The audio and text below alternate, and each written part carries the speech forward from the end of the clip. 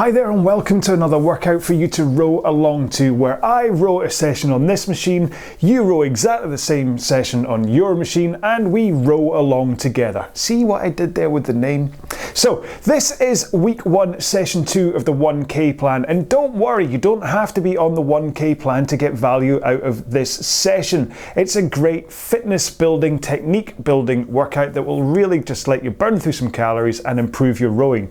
Because what we're going to do is 4 10-minute intervals. Now we're going to do the first one at 18 strokes a minute, and your pace, if you have a 2K pace, is going to be 2K plus 20. Now from an effort out of 10 point of view, that's round about 5 out of 10, okay, where 1 is you just sitting on the couch eating a bag of crisps. Then the next one we're going to do at 20 strokes a minute, and we're going to go slightly faster. We're basically going to just go 2 seconds faster in pace than you were rowing the one before, okay? So if you have a 2K training pace, that means 2K plus 18, but if you're working on an effort point of view, just go 2 seconds faster than you were before. Then we're back to 18, and then we're back up to 20 again for the intervals 3 and 4. Now you're going to have 2 minutes rest between all of these, so don't worry. Although it's 40 minutes worth of rowing, because of those 2 minutes rest, you're going to just be able to recover quite nicely for the next 10 minutes. And trust me, just looking at this as 10-minute blocks rather than 40 minutes worth of rowing mentally is amazing, okay? You'll get through this 40 minutes and you'll be like, wow, it's 40 minutes worth of rowing. I can't believe it. Ooh. So, right, before we even get there though, we have to do a 4-minute warm-up to make sure we're all nice and kind of ready to rock, right? So we have to set up our machine before we can even get anywhere near that warm-up. On a concept 2, which I'm using, that means going to the drag factor first. Now, if you don't know anything about drag factor, I do have a video here on this channel. If you know how to set it, but you don't know where to set it, I recommend run about 130 for the time being. If you know absolutely nothing about drag factor, just set the lever between 4 and 5, okay? Too low isn't the problem. Too high is the problem, okay? If you're on a non-concept 2, then just set the resistance of your machine so you get a nice weight from the stroke, but you don't have to fight against it, okay? That's quite important. Next up, get to your monitor, and if you can, set it at eye height, so you don't have to look up, you don't have to look down, and finally set the foot stretcher height, if you can, so that you're able to come into the front of the machine with your shins pointing vertically, okay? If you're set too high, it all gets a bit bound up at the front. If you're set too low, it can be grabbing your toes, and you can go scooting straight past that vertical position and you just waste power. Okay, so our 4-minute warm-up, we're going to start this round about 20 strokes a minute, and I just want you to think as though you're just kind of standing up, okay? Just enough of a push from your legs that you can just put some kind of force into the machine, because we're going to work on the timing between pushing with our feet and our hands connecting to the machine. Okay, here we go. In 3, 2, 1, push. Because the point of rowing, or at least the point of the power from rowing, is that you're getting the power in from the legs. This isn't a pulling sport. Yes, you pull at the end. Don't worry. I'm not saying you don't use your arms. But what you should be hearing is an acceleration of the flywheel from the start of the stroke as you push your legs into the machine. But you have to get the timing right, because obviously you can push all you want with your legs, but if you don't actually get that power from your legs up into the handle, you're not going anywhere. And that's why I say it's about timing. So where you want to be is in a forwards lean or tilt over the hips towards the front of the machine with nice straight arms, and then as you push your feet into the foot plates,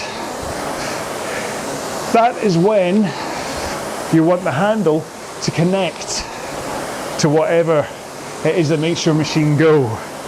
So in my case, that means that the chain connects to the sprocket, and I can feel it biting as that connection happens. And that's how the power surges into your machine. But we'll talk more about this in the main session, because in 3 strokes time, we're going to take 1 foot out of the straps and put it on the floor. Okay, so thumb on the buckle, toes up. That's the quick release to your foot. and then you just carry on rowing with one leg strapped in. That really is the quick way to get out, is just put your thumb on the buckle and kind of push it out to the side, and then flick your toe up, and that will open the strap for your foot. So let's do it again now on the other foot. So thumb, toes. Get your other foot back in, continue rowing. I know you're going to lose about 5 seconds transition time there, but really this is just about opening up the hips, giving you a little bit of concentration on one leg that's strapped in. You can look at any huge differences in pace between the two as a muscle imbalance or balance issue. Right, let both legs back in, arms straight, legs straight, just row with your back and arms. So swing over your hips, pull in your arms, out with your arms, and then swing back over your hips again. But keep those legs nice and straight. You're not wanting to put any power in here from your legs, you're just wanting to rock and pull. Don't worry if there's a soft bend to your knee as you come forwards. Here's me saying don't keep your legs straight. Anyway, right, let's roll to the front, tighten your straps on the way, arms straight, forward tilt, push out from the front. And the point here is to hold that forwards tilt and straight arms as you connect the legs to the machine. So don't worry about pushing too hard here. This is just about the connection. Okay, you should be feeling it in your lats, arms nice and straight. One for luck at the end. Right, so that was a very simple warm-up, but that is because today is a low intensity session, okay? And I'll talk about why we're doing a low intensity session for a 1K row through today's row. I explained it in the intro in week 1 session 0. But you might not have done that one, you might just have started right at week 1 session 1. So anyway, for the meantime, have a quick drink, just keep on rocking up and down the rail, and I'll explain one more time what we're doing today. Okay then, so today is a low intensity fitness building row. We're going to do 4 10-minute intervals with 2 minutes rest in between. We're going to do them at 18, then 20, then 18, then 20 strokes per minute. And your starting pace is going to be round about 2K plus 20 pace if you have a 2K training pace. If you don't know anything about this, by the way, check out the description on this video where it is explained how to work out your 2K training pace. Totally skipped saying that the first time round. Or run about 5 out of 10 effort, okay? So enough effort that your breathing rate goes up a little bit, your heart rate goes up, but you can still basically hold a conversation, okay? You need to not always talk, like I do. You need to let the other person talk just so you can catch your breath and things. So you're definitely working some element, but not so much that you're really out of breath and you can't get through those 10 minutes and it starts to feel tough, okay? If this starts to feel tough, you're going too fast. So ease off a little bit pace-wise, but make sure your technique is still rock solid. That's why I talk technique all the time. So that's what we're doing, right? It'll be nice and simple, 40 minutes worth of rowing, 2 minutes rest in between. I will keep you company with chat about technique and hopefully why we're doing this and other stuff, dinner plans, all that kind of stuff. Just follow me for stroke rate if you're not used to rowing at some kind of a stroke rate cap. It'll be fine, you'll get into the rhythm of it eventually. Right, here we go then, in 3, 2, 1, let's go. Starting with 18 strokes per minute.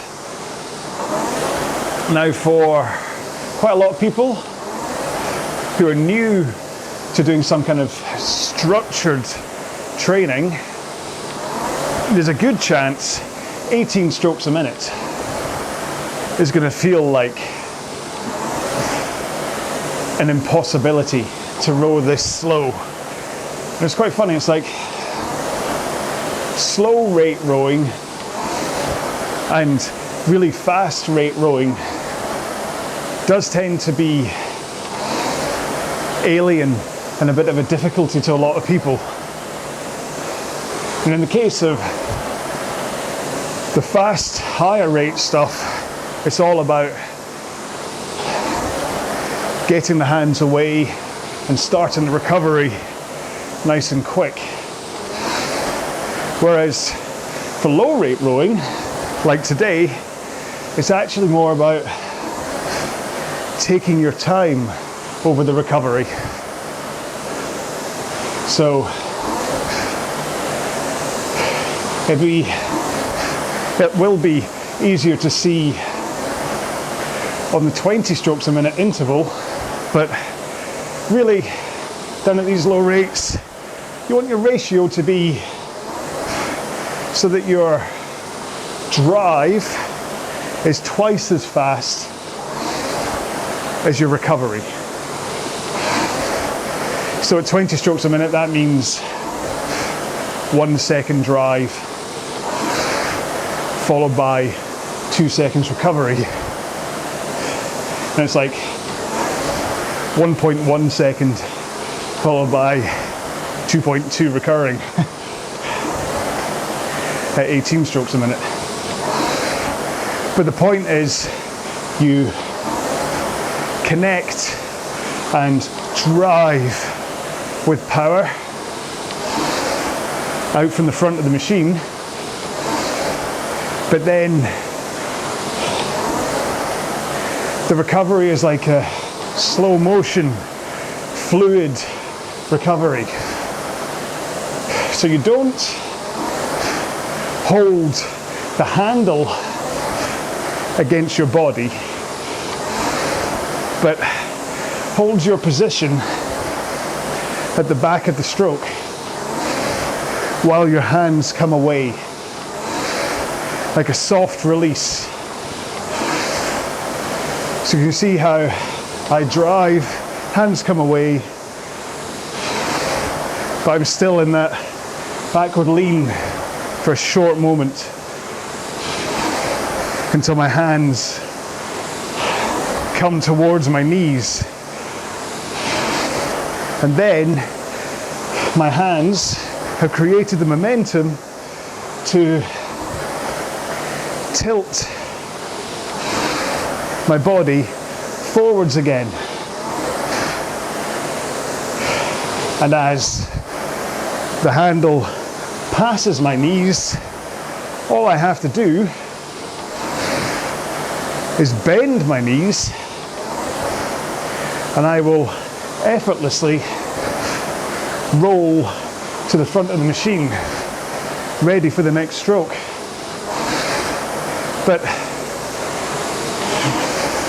it's a nice, relaxed, gentle recovery. I'm not getting to the back and throwing the handle out. Okay? There's a place for the quick hands away, which is the high rate stuff. But when you are rowing these low rates, I just want you to think fluid. It's at the same pace that you pull the handle in at. That's how fast you release it again. Take your time on that recovery. If you can take your time to recover, that's how you keep your stroke rate nice and low. But it has to be in combination with that powerful drive from the front, because otherwise you're not going to hold the pace that you're aiming for. And that's how, or it's that drive is how I can still be at 2K plus 20 even at 18 strokes a minute, and why there's never a point where I'm in limbo, kind of going, what do I do? What do I do? Okay, cool. Okay, so the point is rhythm and flow. Everything should just feed into everything else. That slide forwards should still only be about a second, but you take a good amount of time to recover. Hopefully that made sense.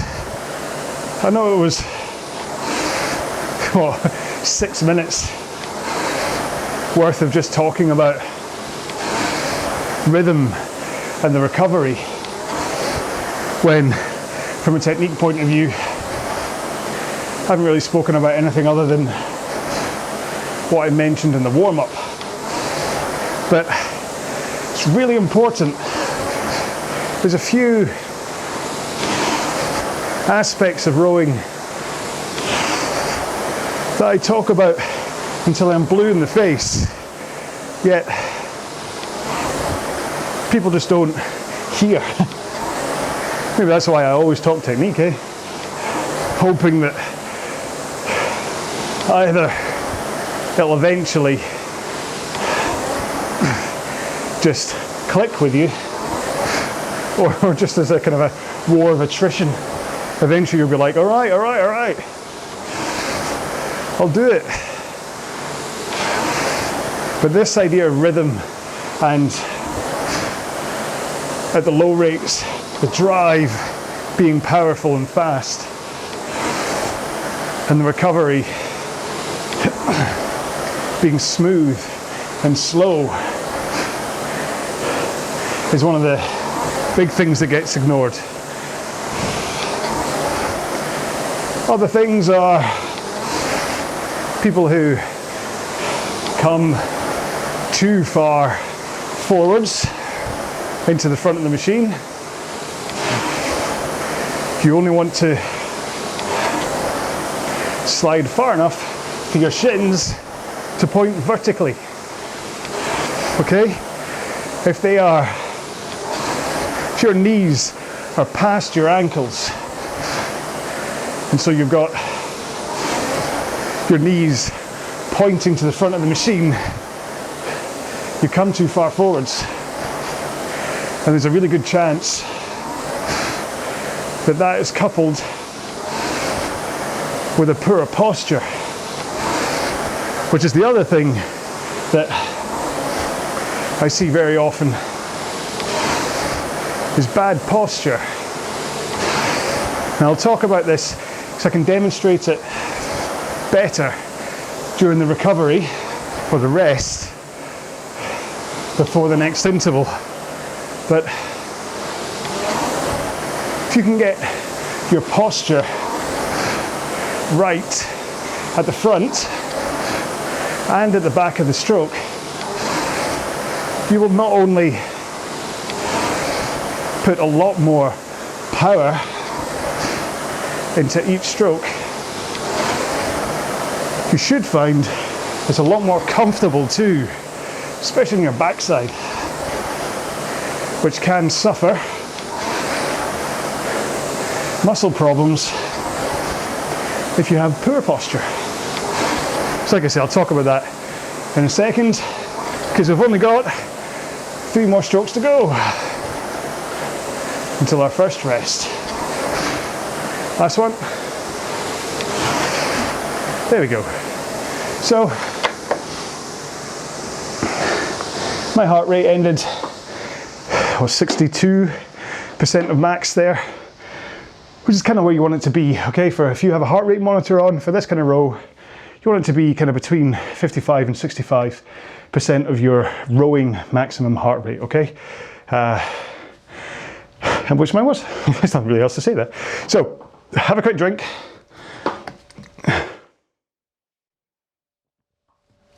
And this is what I mean. So, posture. Try and take a video of you side on, just sitting on the machine, getting ready to start, and look at what's happening with your posture on your bottom.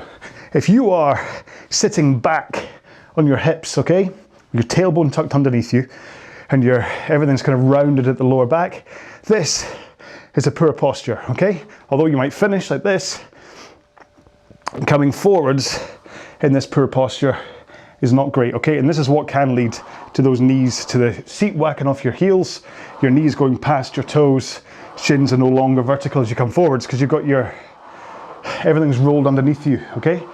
So what I want you to do is, if you know you like that, sit down and go, okay, I'm sitting down. And if it feels as though you're sitting back on your hips, then all you have to do is straighten up. See the difference here between down and straightening up? I can actually feel I'm rolling over my glutes as I do this. And then you're in a much more primed position, and that's a much better posture, okay? So you're perched, almost ready for that power to come in. It's just your sit bones that are touching the seat. 15 seconds to go. So that's a much better. So if you just see yourself collapsing, up, down, up, and that's a much better posture. Okay then, in 6 seconds. 5, 4, 3, 2, 1. Go. So 20 strokes a minute and 2 seconds faster than you were just rowing at. So I was just rowing at 2 minutes and 5 seconds per 500 meters. So I want to try and calm it down a little bit because I'm up at 2:01 right now. There you go, 2:03. Because the important thing here is to not go fast, okay? These are low intensity fitness building sessions that improve the power in your system, or at least in your blood, improve the power factory in your blood so that it can keep on going through your rows. And if you go too fast in today's row, when it comes to session 3, which is another power row, then you'll have used up some of the power from your power station, and you won't be able to go as fast for as long, and that will damage your ability to improve your power and your speed. I mean, if I had to choose between people pushing these low intensity rows too fast or just not doing them at all, then I'd much rather you were doing 4 fast sessions a week, and I mean sprint absolute max.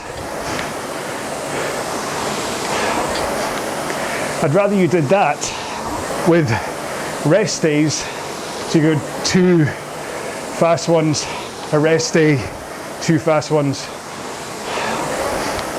2 rest days. I'd much rather you did that than rowing this kind of session too fast. Now obviously what you then lose is the fitness building benefits of this kind of session, but you only get them if you row these at a low intensity. The moment you start going too fast and the intensity rises and your heart rate rises, so you start really feeling it tricky to hold on, you're taking it away from that fitness building, power station building workout into a kind of a performance fitness row that you won't have the fitness for because you haven't done this session. Do you get what I mean? At the end of session 0, the intro one, I likened it to the petrol tank in a car. where if you are doing a drag race, sprint race at absolute maximum, you need to have enough fuel in the car to make it to the end of the race. And you can do that by either not going at the speed you want and therefore pacing out your petrol tank so that it will last the whole race, or far better than that, give yourself a bigger petrol tank so you can fit more fuel for the race and therefore go faster for longer. And that's what we're doing with a row like this, is you're just giving yourself a bigger petrol tank so that when it comes to the fast stuff, you can go faster for longer, or a lot faster for the same period of time. And again, talking about things that people ignore, that's a huge one. I'll admit myself, when I first started on this journey of rowing, I didn't listen to anyone who told me to row slow. I just went out and did 30-minute time trials 4 or 5 times a week. But I was actually able to get away with it because I would cycle to work every day. So every day I would get 25 miles, not kilometers, but miles into my legs at a low intensity effort. So I was building my core fitness with these commutes, and then I was adding power and speed with the rowing. So Scarlett asked the question today on the Facebook group, which is kind of why I'm ranting about this today. He does Olympic lifts, running, cycling, and had asked if he could drop these long, slow rows and just do the fast ones. And although I'd still rather he did at least one session like this every week, I basically said, you're going to have that base fitness already, so as long as your technique stays nice and good, because again, these kind of sessions are what give you time to grind in a good technique. And as long as you don't feel like you can't hold the power that you want to hold when you're doing the fast stuff, then you should be okay. You should have given yourself that core fitness. Because I still cycle on Zwift, like hour-long bike rides to give just base cardio fitness. Not rowing specific, but then I also think it's a good idea to mix things up anyway, from time to time. And then, now that I'm training for the High Rocks event, I'm running a lot more too. So I'm taking care of base fitness. However, I'm still rowing these sessions. So I'm doing kind of like double work. Okay, 3 strokes to go.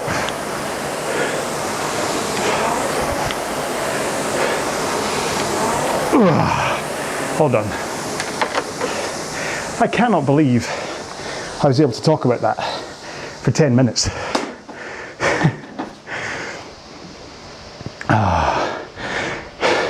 But on rows like this, it is kind of about getting into a groove, especially for the 20 strokes a minute, because it's just 1 stroke every 3 seconds. You can kind of get into a groove, almost just zone out. And what I expect, basically, actually have a drink, 30 seconds into this rest.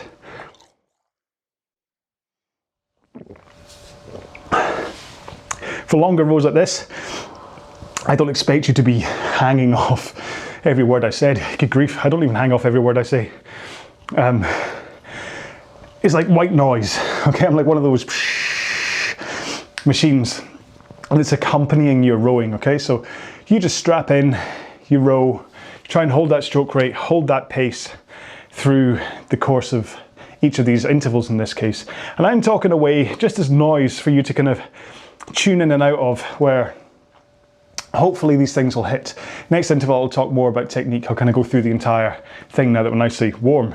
But what to do is just tune into the things that I'm saying and then work on them for a while I'm talking, either re-emphasizing or I'll move on to the next thing. If what I'm saying, get that body position right, concentrate on that body position for a while, okay? And just let me blah, blah, blah. Because trust me, through the course of this 5-week plan, I'm going to be talking about technique a lot, so you can really think about in each session, pick one thing, pick pushing with your legs, pick having that forward lean and straight arms. It's up to you, okay?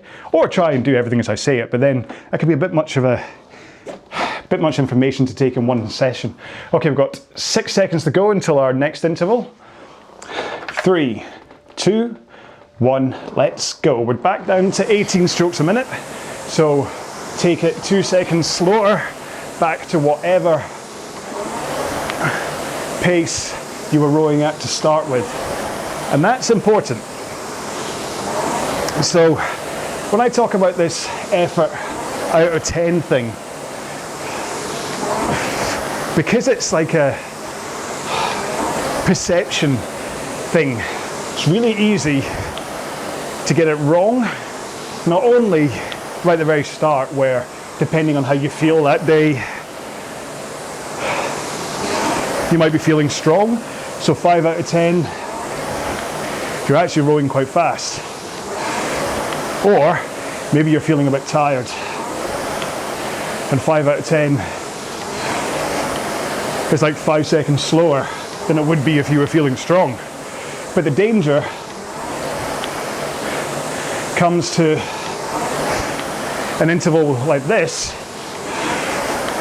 where you may say, well, this time round I have to ease off in order to keep it at 5 out of 10, and that's not the point anymore. So you set your first interval, and then that's what you adjust your pace from. So your first interval, if that was 2:05, like me, 20 strokes a minute is then going to be at 2:03. But then as you go into this 18 again, you just go back to 2:05, regardless of whether now it feels like 6 out of 10. And then in the fourth interval, you go back to 2 seconds faster. Now that's going to sound counterintuitive to what I said about pacing in the first 2 intervals. But the truth is, if you are starting to find this really tough, then you've already got 20 minutes of fitness building rowing in your legs, and now it's okay to step it up for you, for the people that start to find it tougher.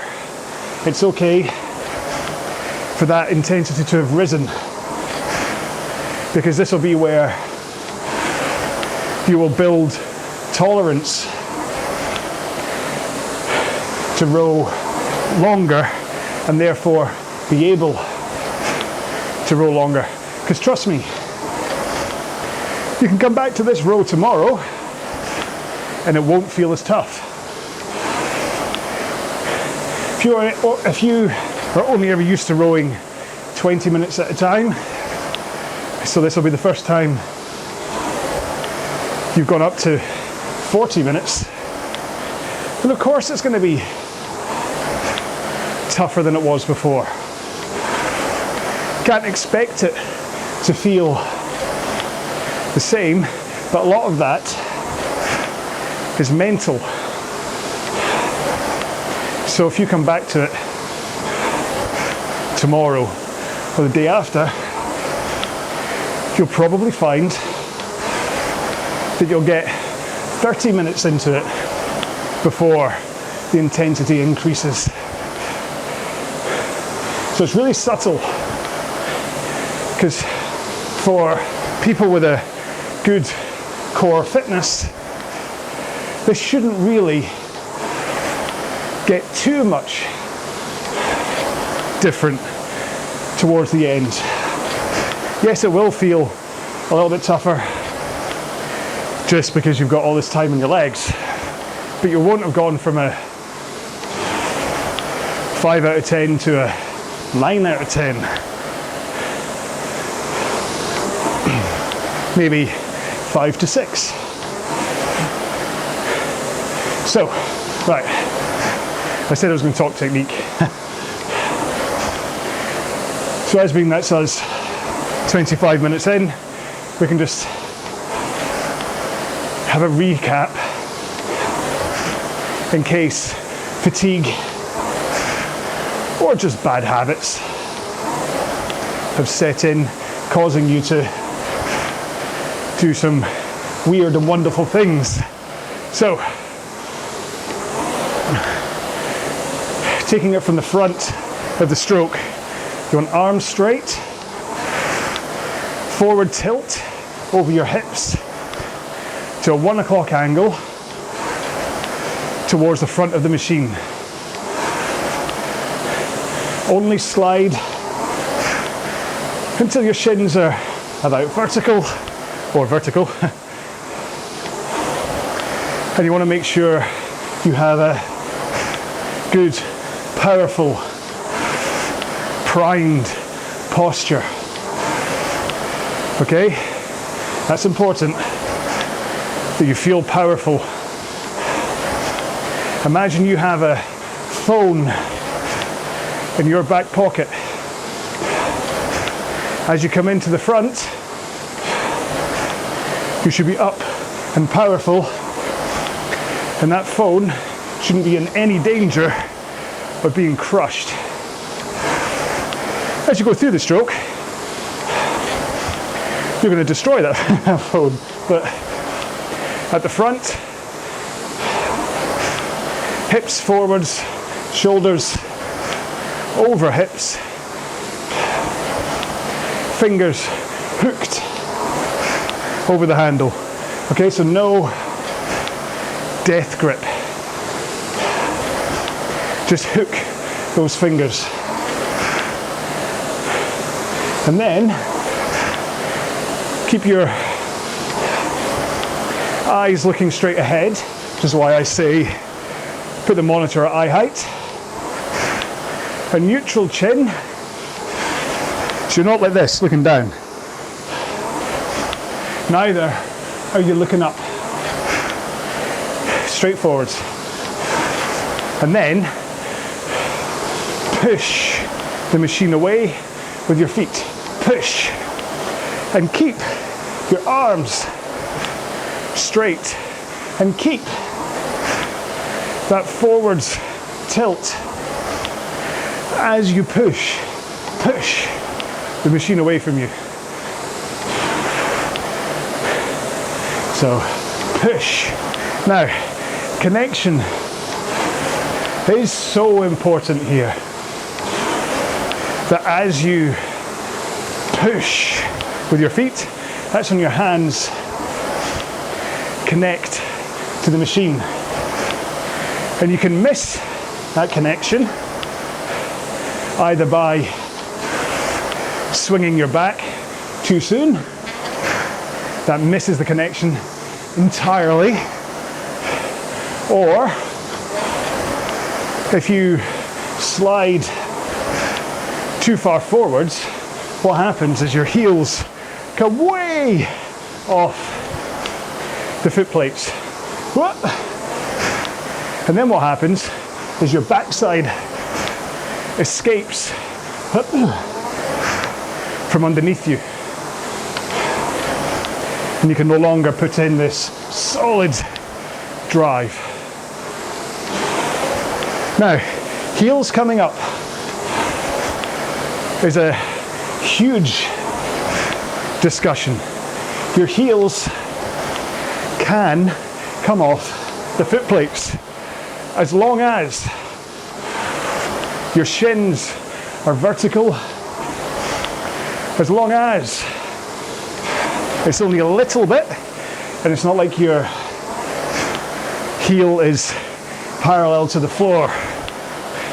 And finally, as long as when it comes to pushing the machine away, you get those heels planted into the foot plates. Push so that it's all the power from your legs, okay? Push. You don't want to push off your toes. You want to get a powerful push. One more. Let's have a rest. So if you push with your toes, you're not getting the full power from your legs. And what happens is you then get to about here. So if you come in, push, then heels connect. And this is where everything engages, is once your heels are down. And you've only got half a leg drive left. Whereas if you can push through the entire leg drive. Now, if you've ever done a deadlift or even a squat, like a weighted squat with a bar across your back, hang on, have a drink.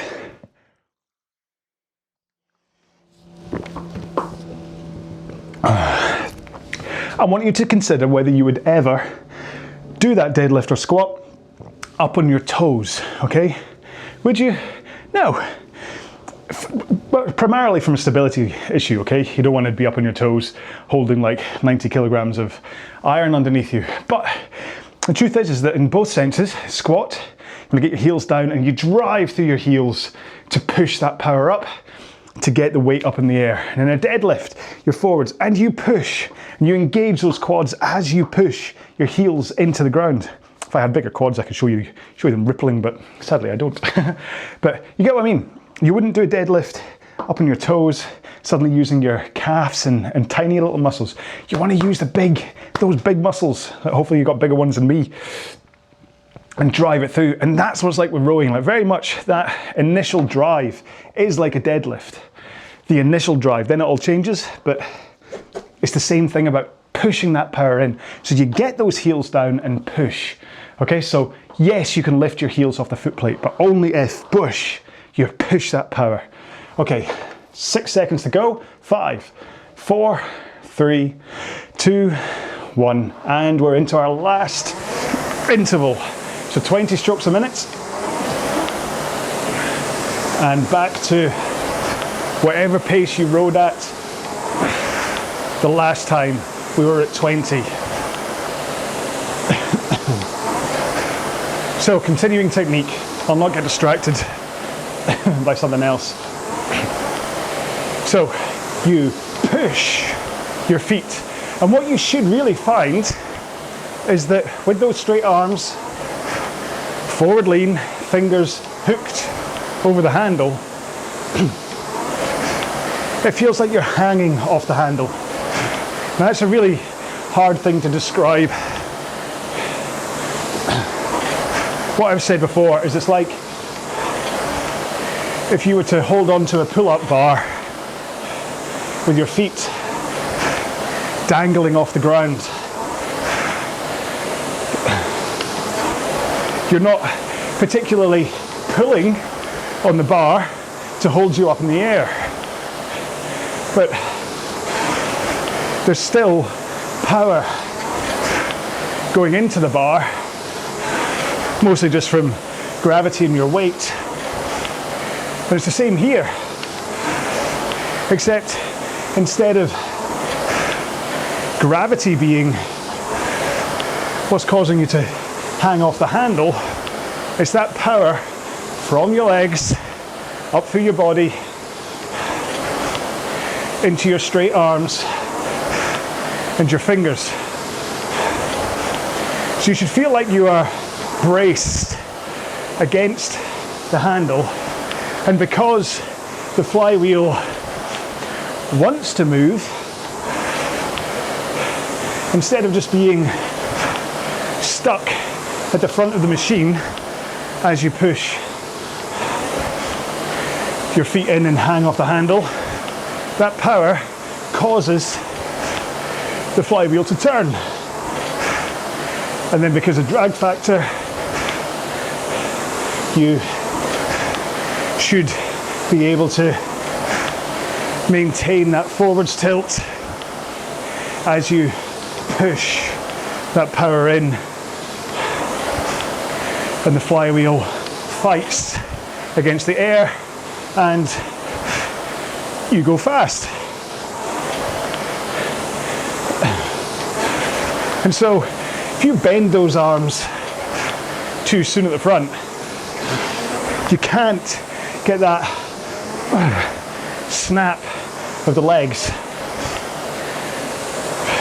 And you're also just wasting bicep power and your leg power as they fight against each other and basically cancel each other out. So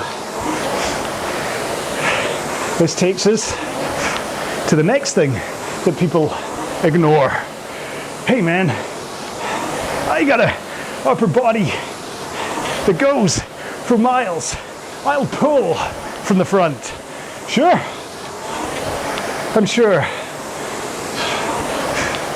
you can get a decent pace up by pulling from the front, but if you could still get that pace, but then add to it with your legs and add to it by swinging your back from a forwards to a backwards lean, why would you ignore it? I made a video about the backswing thing, showing how much power I could generate with no legs, no arms, just swinging my upper body from forwards to backwards. And for me, it was a real eye-opener and really consolidated why I drive with the legs, then swing with the back, and then pull in the arms. But the problem is, like I say, people are rowing with okay times, especially, I don't want to sling muck at the entire community, but especially CrossFit types and a lot of the high rocks rowers I see, they are all about upper body and not using their body efficiently and powerfully, which is why they suffer on the longer rowing events. They can maybe bash out a quick 1K over 3 minutes, but they're absolutely humped afterwards because they've just put everything into their upper body and hardly used their legs and back at all. So please try to think about hanging off the handle, push, then when your legs are about halfway done, that's when you finally start the swing from a forwards tilt to a backwards tilt, finishing still with a good powerful posture at the back, just tilted backwards. And as you start that tilt, that's when you finally pull those arms into a finish. Finish with the handle around about sternum height, which in my case is where my heart rate sensor sits. So if you ever hear a clicking noise, I'm trying to do it right now. It's not clicking today. When I'm rowing, then that's the sound of the handle hitting off my sensor. So nice sternum height, not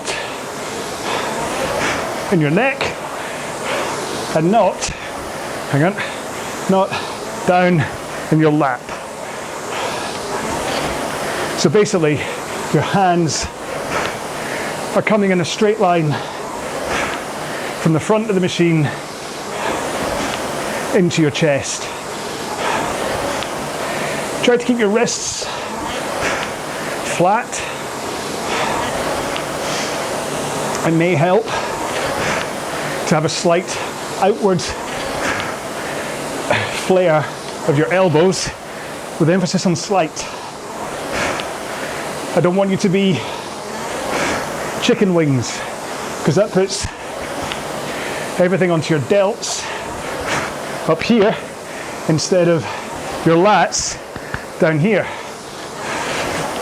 And your lats are far bigger and stronger and designed for this kind of emotion. Then, like I said in interval 1, let the handle release away from you. As the handle comes away, that triggers your forward lean, and when the handle passes your knees, that's when you finally bend them to return to the front. Last thing to say is for the leg drive, get it all into the machine. Point your toes to the front of the machine at the back of the stroke. That will prevent you from tugging on the foot strap and stopping yourself short and then pulling yourself forwards, which collapses that posture. Remember my example? Well, last stroke. That's one of the biggest causes of poor posture, is coming to the back and then you tug on the foot straps, and you can see even here, as I tug, my backside rolls under me, shoulders stay where they are, backside comes underneath, and then I'm in this position coming forwards. So point your toes to the front, legs come down, not locked, like soft lock, but then all your leg drive has gone in, hands away, tilt forwards, hands are across my knees, and now I can bend them. And that's how you get forwards without pulling on the straps. And so what I'll do is I'm going to load up a 2-minute cool down. I must have set a 2-minute rest at the end of the 4th interval instead of doing 0. That confused me for a second. You could tell by the gap in my speech. I'm like, why is it still going? Am I meant to do a 5th interval? So we're going to do a 2-minute cool down, and I am going to do this strapless.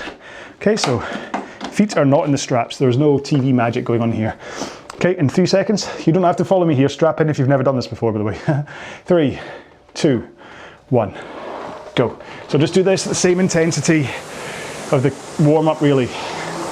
Nice and gentle, enough power that you can feel your body engaging with the stroke, but not so much that you start to tire yourself out, or you see your heart rate skyrocketing.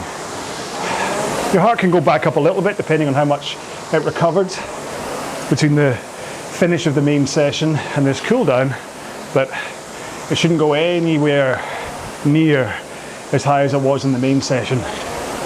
And if it does, just ease off the intensity. But do think about technique. Even though you're cooling down, think about straight arms, forward tilt, push with the feet. And because I'm getting that power into the machine from my legs, like all the power from my legs is going in rather than still pushing me backwards. That's why I'm not falling off the back of the machine. And then because the handle comes and I tilt forwards, that creates forwards momentum. And on the concept too, because the rail has a very slight downward angle to it, as I bend my knees, I just continue to move forwards. I'm not pulling with my knees, certainly not pulling with the straps. I'm not doing anything that particularly wastes energy here. I'm just hands away, forward tilt, bend my knees, recovering to the front. So I'm not falling off the back, and I'm also not stuck on the back, even though I'm not in straps. Last stroke here. Now if you want to try doing that, which I really recommend, what I say the first time out is just loosen the straps, okay, by about that much. That way if you get it wrong and you push too hard and you're about to fall off the back, you can quickly flick your toes up and catch yourself. Because I don't want you to fall off the back of the machine, that would be bad. So that's us at the end of the main workout. We can now do some stretching. If you don't have time for that stretching, then please, I recommend doing at least your quads and hamstrings. Maybe not in the shower, don't want you to fall over, but maybe while you're, I don't know, getting changed or afterwards or at the desk, whatever. Maybe not at the desk, that could be too long, but do stretch. You don't want to stiffen up, even after today's low intensity workout. Or, Stretchy John has just appeared at the top. He will guide you through some stretching, but I will also guide you through some on-rower stretching. Should probably just do away with Stretchy John, but I pay him, so. So, hamstrings first. Put feet on the foot plates, then fold into them. Now I'm trying something different today. Yesterday, I had my feet still in the straps and was kind of bracing against them. Today, all I'm doing is I kind of anchored my heels into the heel cup, and I'm trying to make sure that I've still got like right angle between my foot and my shin. I can definitely feel this more in the calf and like the sciatic nerve than I can in the hamstrings. So if I just put a slight bend in the knees and then just fold a little bit further in, I can just change the focus, and I'm now getting a stretch into my hamstrings instead of it being more like in my calves. So if you are going to stretch on the machine like this, do play around with it. It's better just to sit on the floor next to the machine, to be perfectly honest, but I was asked how would you stretch on the machine, and so I kind of thought of ways to do it. Next up, let's do our glutes. Put one leg on the rail, other foot goes over your knee, and then with the other arm pull this knee across your body, and then steady yourself on the back of the machine and rotate in. Okay, so this rotation is important. The pulling of the leg helps, but it's the rotation that then causes you that stretch into the glutes. And again, changing the angle of that foot against your knee, or how much you rotate, all that kind of stuff, how much you're pulling against your knee, that can all make a difference. So check in with what works best for you, which, hang on, I'm just going to face away from you while I do the other leg, which is the other key point for all of this is stretch the muscles that you need to stretch. Don't just stretch the ones that I'm doing. These are just the ones that I go through at the end of a session as a kind of a basic. I also, afterwards, I do a Superman where I lie on the floor and I face down, arms come up, legs come up, so I'm like a curve, a U shape, just to try and kind of work my lower back a little bit. It's not really a stretch, it's more of like a work. Next, quads. So my head's going to pop out the top of screen. Bring your heel up to your backside, up to your backside, and then pull it against your backside, but try and keep a nice straight line down through your shoulders into your quads, or quad that you're stretching. And again, you can change the angle of how you're doing this, how much you're pulling against your backside. All of that will affect the amount of a stretch that you're getting into that muscle. Let's change. I'm probably going a little bit faster. Oops. As I go through these. But hopefully you're taking your time. And remember, there's a good chance I'm going to be waffling on for a couple of minutes after we've done our stretching, so you can always elongate your stretching sessions through to my closing chatter as well. So let this be just me kind of showing you examples of how to stretch, but you don't have to stretch along with me. Okay, let's do our hip flexors next. So back down to the floor. One leg on, put your knee over the top of your ankle. Other leg is down at a nice right angle, and then what you're going to do is you're going to push this hip forwards. So whoop, you just lean in, so that where you were 90 degrees here before, you then change that angle, and your knee also comes over the top of your ankle as well. And you should find that right up here, right up in your hip flexor, gets a nice wee stretch. Okay, so like I always say this, I say in rowing there's a good chance that depending on what session you've just done, your hip flexors might be a little bit used, let's say. However, don't automatically go to your hip flexors if you feel generally tight. It could be your hamstrings. Swap legs. Do check out Jeff Cavalier's video about hip flexors, Athlete X guy. To watch any of Jeff's stuff. He knows.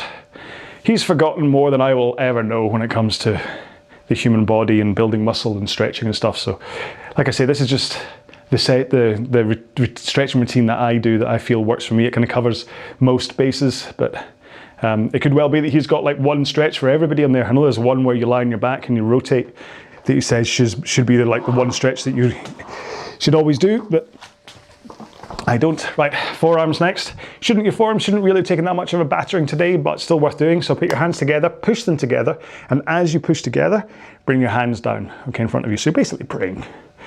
Okay, not quite too sure who you'd be praying to. The rowing gods? But yes, you push. Does it get your pecs? I think, I must improve my bust. Yeah, but your forearms should get a nice wee stretch from doing this. Stretching your fingers. I mean, you can kind of let your fingers move as well, because it could be that your fingers are a little bit tight as well when you're doing that. It's up to you. I mean, some people do the thing where you pull your fingers all the way back. Don't like the sound of that. Right, arm across your body, pull against it with your other arm, and that will give you a nice shoulder stretch. Okay, so just putting this power across. So that's up at the delts, especially if, remember one of the last things I was saying was about when you pull the handle into your, to the chest at the finish, that you want to make sure not have a complete, you don't want to be chicken winged out like this, because that then puts your delts into the action, which they shouldn't really be, should be down your lats.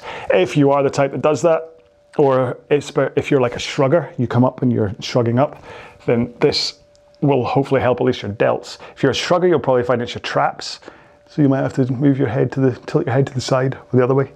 Yeah, that kind of tends to do it. So if I do that, I'm tending to get my delts and so I've got that delt going and that trap going by doing this. But I do look a bit strange. So triceps next, one arm, touch your spine, use your other arm, just to kind of give it a little bit more of a stretch down your back. So you should find as you push, it goes a little bit further down your spine. Now, of course, the point here is to put the other hand behind and to try and clasp your two fingers together, and then you can pull harder on that tricep. I can't do that because I have poor shoulder mobility. So, yeah. But this will give you a nice little stretch to the triceps. Again, the triceps shouldn't really take too much of a beating in rowing. If they do, there's a good chance that you're really tense on the recovery, that as you come forwards, you're like, you're rigid as you come forwards into the next stroke. Try and be nice and loose, nice loose shoulders, okay, down like a zombie. I've talked before about zombies, how you want to come in forwards like a zombie, okay, so nice. Obviously you don't want your hands like this, that'd be pointless. But shoulders nice and loose, okay, should be nice and wobbly as you come forwards. If you're tense, then that's often what's causing your triceps to be sore, okay?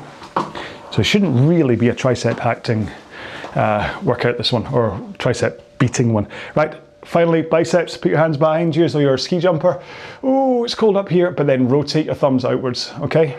Add some drag to your ski jump, okay? You're gonna lose a couple of centimeters because you got your thumbs dragging against the wind. Ooh, I could never be a ski jumper. I'm not that big a fan of heights. So the thought of just coming down the top, even like when I go on holiday and it's like a water park, and you go down the big water slide things, see the first time doing it, God, petrified. There's one at Siam Park in Tenerife, called, I think it's the Tower of Power or something like that. And just getting up to the top and kind of like going, oh my God, I'm so high up. Once you do the slide, it's fine. Whee, straight through a shark tank. Hey, that was fun. But just getting up the heights, oh, not a fan. So there we go. That was week 1, session 2, a nice low intensity, long, slow row. I do hope you enjoyed it. I kind of rambled a lot through today's thing. It wasn't a particularly, hey, I'm going to tell you all about my dinner plans, which tonight I think is going to be chicken katsu curry. But yeah, so it wasn't kind of that kind of a row today. It was just like a kind of long, let's think about technique, let's think about how to row low rates, all that kind of stuff. So hopefully it made you think a little bit more about your rowing. So sometimes it's important to kind of balance off the me just talking about DJing and drumming and all that kind of stuff versus actually talking about rowing. So that's why today this is what we were talking about. And this will hopefully have increased the size of your petrol tank, ready for week 1, session 3, which is definitely a power row. As just a little clue, what we're going to do in session 3 is it's 21-minute intervals with 1 minute in between, but all of those 1 minute intervals are going to be done at 20 strokes a minute. Oh, that's so boring. But at full power. So you put absolutely all the force you can into each one of those strokes. Ooh, that sounds exciting. So that's the point. So at that point, I'll talk about this obviously tomorrow, but this is why I'm talking connection so much today and about getting that power in and hanging off the handle, is that when you're down at 20 strokes a minute, if you just have a poor connection, you're going to be like, what's the point of this? So you really have to get that connection right, and you can just absolutely melt the machine with the amount of power you put into it if you connect right at the front. So hopefully you'll listen to me today and you're going to get the connection right in session 3. All right? But meanwhile, we have to say goodbye on session 2. So I really do hope that you enjoyed this one. Please leave me some kind of a comment either on YouTube or Facebook or Instagram or wherever. And I will see you in a future video. And then the last thing to talk about is the hashtag, which, I wanted to do something about heights, like scaredy cat, scared of heights, or or Siam Park, or Tower of Terror. Let's just do that, because then I always think there's great joy when people go, why has he got that? So Tower of Terror. Tower as in T-O-W-E-R. I know my Scottish accent. Tower of Terror. T-E-R-R-O-R. Okay, there we go. We're done. So I will see you if you're following the 1K plan in week 1, session 3. If you did this just as a little standalone row, then I will see you in whatever other session you pick next. Remember, there is a playlist for the 1K training plan, as there are for all of the training plans. So make sure and look at the playlist, and you'll find playlists for everything that I do, so that you can get nice and neat and tidy, and you can just kind of follow it in succession as we go through it together. All right, thank you so much for being part of this one. I will see you in another row. Please take care of yourselves. Be well. Bye-bye.